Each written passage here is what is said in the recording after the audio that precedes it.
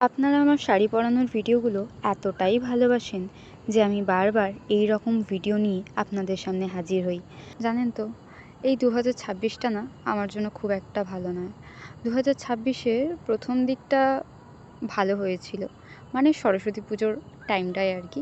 তখন আমার চ্যানেলে একটা স্ট্রাইক ছিল।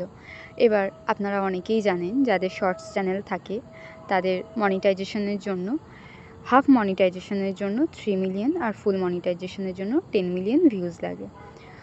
সৌভাগ্যবশত আমি 3 মিলিয়ন কমপ্লিট করে ফেলেছিলাম।